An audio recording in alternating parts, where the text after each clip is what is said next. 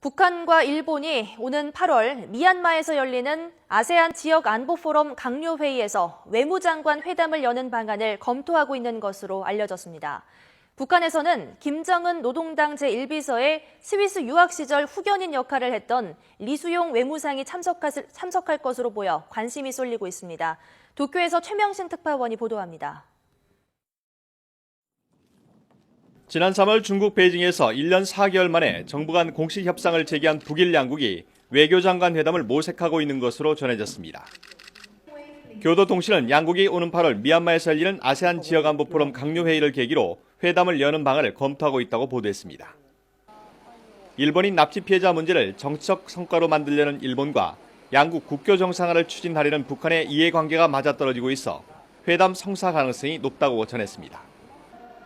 회담이 성사되면 지난 2012년 4월 김정은 체제가 출범한 이후 북일 양국 사이에서 진행된 정부 간 접촉 가운데 가장 높은 수준의 만남이 됩니다.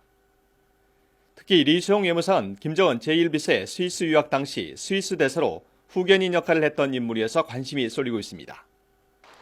리수용은 처형당한 장성택 측근이면서도 숙청의 칼날을 피한다다 신임 외무상에 임명되며 새로운 실세로 떠올랐기 때문입니다.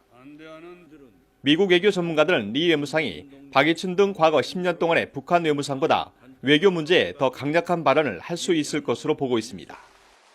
또 북한이 리수용을 외무상에 임명한 가장 큰 이유가 외화 획득인 만큼 앞으로 어느 나라를 방문해 누구를 만나느냐를 보면 그의 역할이 분명해질 것이라고 분석했습니다. 그런 만큼 일본 언론들은 북한이 4차 핵실험을 당분간 실행에 옮기지 않을 것으로 보고 있습니다. 북한이 일본과의 국교 정상화를 통한 배상금으로 경제 건설을 추진하겠다는 계획을 갖고 있는 만큼 스스로 분위기를 망치는 행동을 하지는 않을 가능성이 크다는 겁니다. 일본은 앞서 지난달 북한이 4차 핵실험을 예고하자 핵실험을 강행하면 더 이상의 정부 간 교섭은 없다며 북한을 압박했습니다. 북한이 과연 어떤 선택지를 들고 나올지 관심이 쏠리고 있습니다.